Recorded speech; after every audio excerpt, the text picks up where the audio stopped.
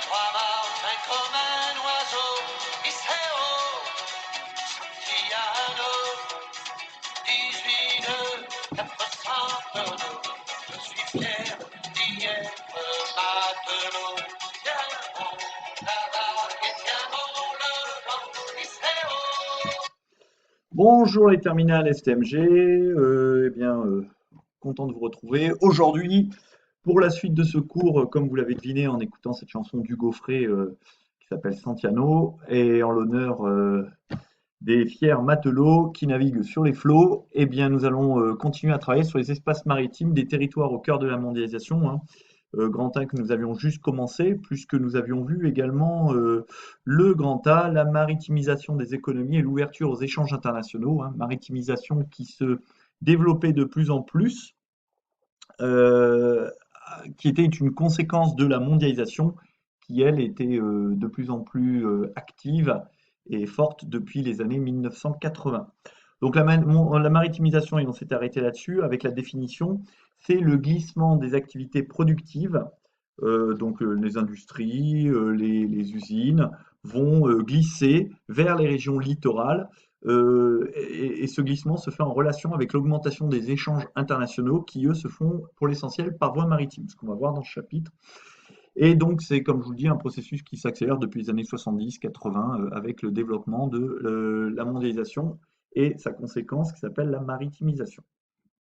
Donc, ce que l'on peut noter, c'est que 80 à 90% des produits manufacturés, c'est-à-dire des produits qui sont fabriqués dans le monde, et aussi des produits bruts, c'est-à-dire ceux qui sont directement prélevés dans la nature, c'est-à-dire les produits agricoles, les minerais, le pétrole, eh bien 80 à 90% de ces produits sont transportés par voie maritime.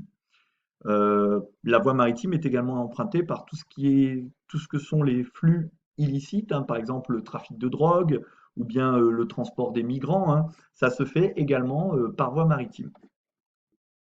Alors je vous en avais parlé, hein, je vous avais déjà montré d'ailleurs cette image, hein, qui montrait l'un des plus gros porte-conteneurs du monde, qui vient de sortir des chantiers coréens, mais qui est la propriété d'une compagnie suisse, hein, MSC, hein, qui est la deuxième compagnie mondiale.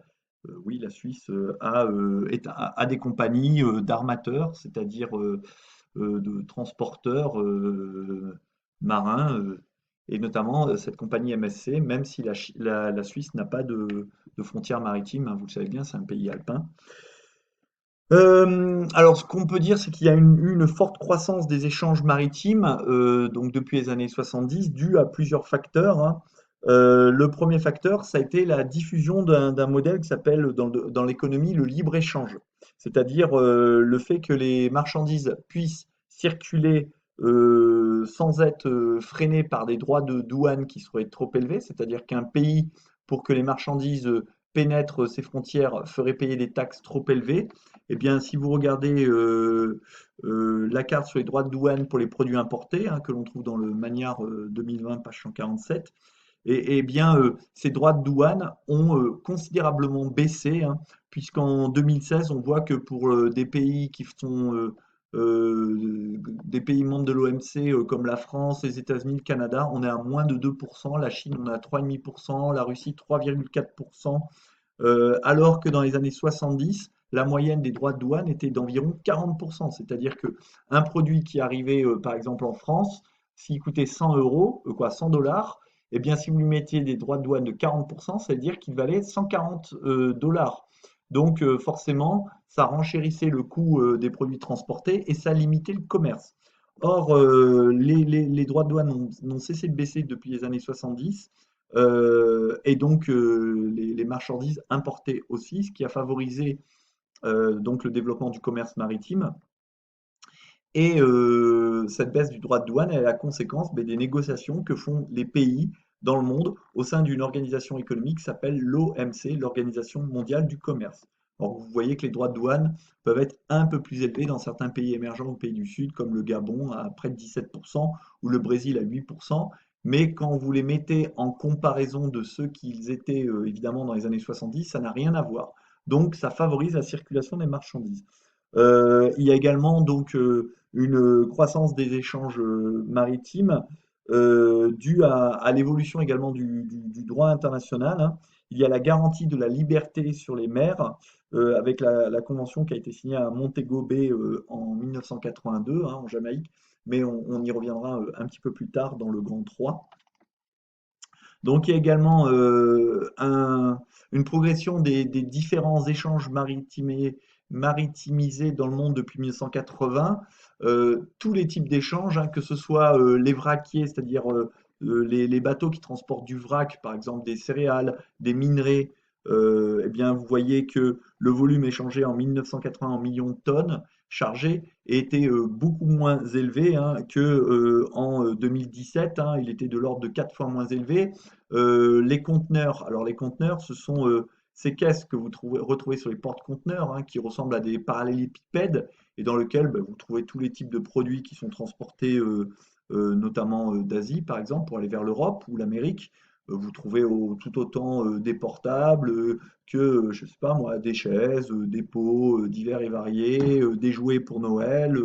Eh bien, ces conteneurs qui sont ensuite déchargés dans des terminals à conteneurs, comme le port de Long Beach à Los Angeles, hein. Vous voyez un peu l'importance du nombre de conteneurs qui sont déchargés à l'aide de ces portiques, c'est-à-dire ces grues géantes qui vont mettre les conteneurs directement sur par exemple des voies de chemin de fer, car le conteneur a également un avantage, c'est qu'il permet l'intermodalité, c'est-à-dire le passage d'un type de transport à un autre. Par exemple, vous êtes sur ce grand bateau, eh bien, quand vous arrivez dans le port, vous allez être déchargé, puis vous pouvez être chargé directement soit sur des camions, soit sur des trains, donc des trains qui transportent des conteneurs, soit même sur des péniches, par exemple, pour emprunter des fleuves ou des rivières.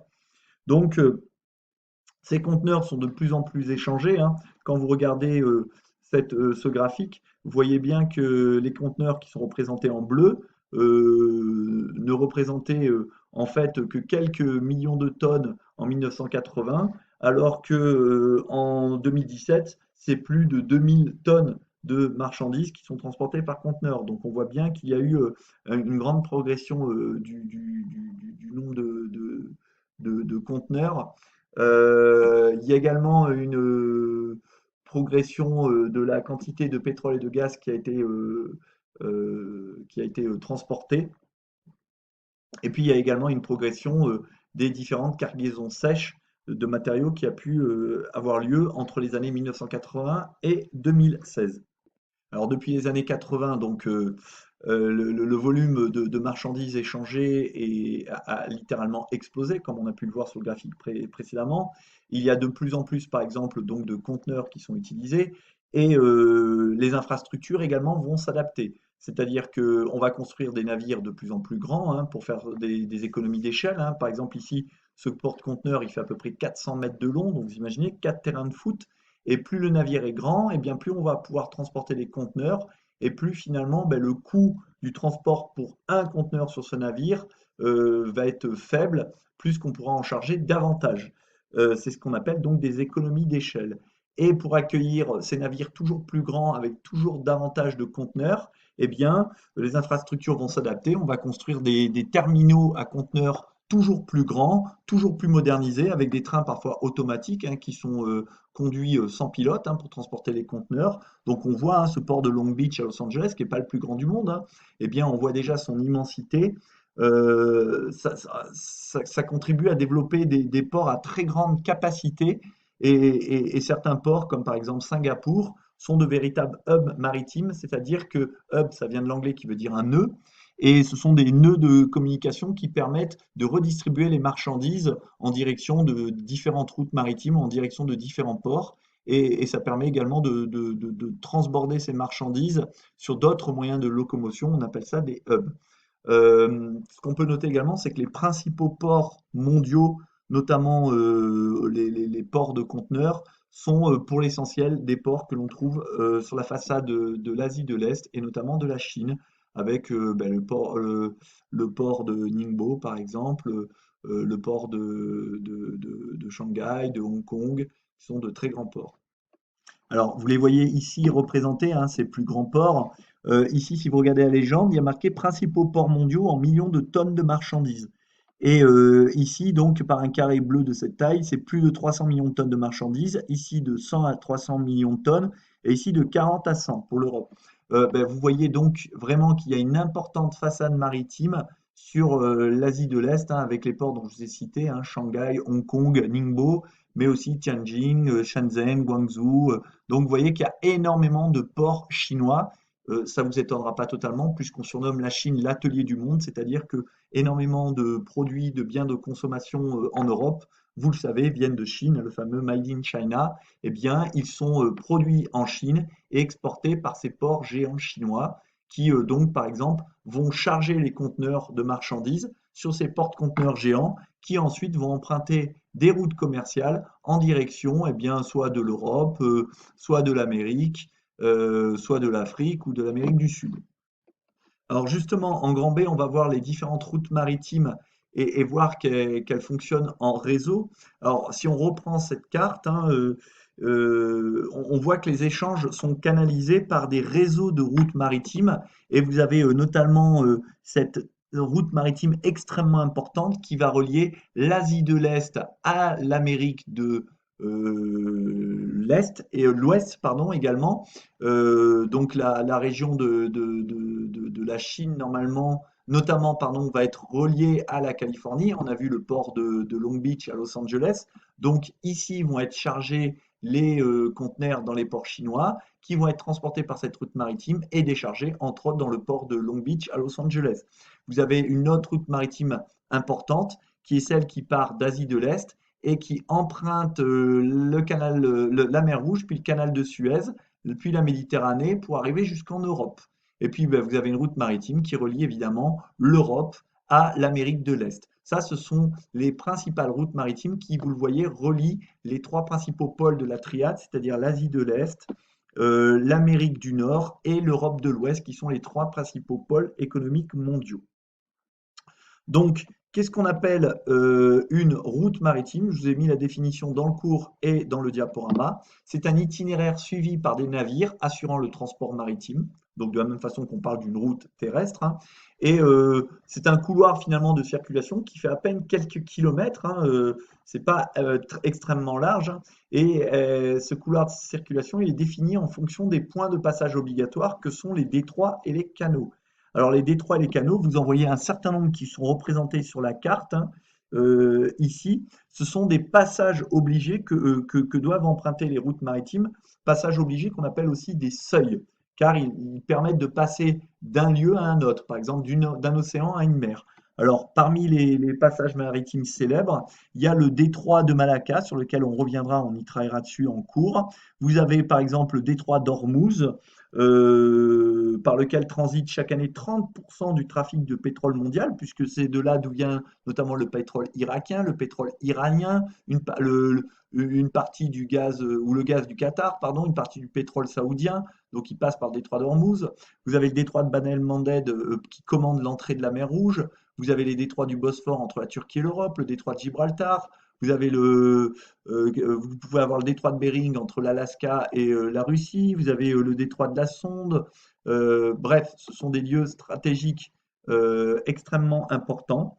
Et puis vous avez en dehors des détroits, les détroits, alors pour la petite histoire, un détroit c'est un bras de mer plus ou moins long et resserré entre les deux côtes qui le bordent et qui met en relation deux étendues marines qui est à ne pas confondre avec les canaux, qui sont des cours d'eau artificiels navigables ou non. Alors, canaux et détroits, ce sont des couloirs de communication entre deux mers ou océans, qui sont soit d'origine naturelle si c'est un détroit, ou aménagés par l'homme, ce sont des canaux, et dans lequel normalement le droit de passage est garanti. Donc on n'a pas le droit de bloquer les détroits ou les canaux, c'est les règles de la circulation internationale du droit de la mer. Euh, alors les canaux, on les trouve là où il y a des isthmes, hein, c'est-à-dire des étroites bandes de terre entre deux continents. Par exemple, ici, vous avez l'isthme de Panama sur lequel a été construit le canal de Panama. Ici, vous avez l'isthme de Suez sur lequel a été construit le canal de Suez. Et eh bien, ces canaux, donc, ce sont des voies artificielles, hein, empruntées par les navires et il ne faut pas les confondre avec les détroits.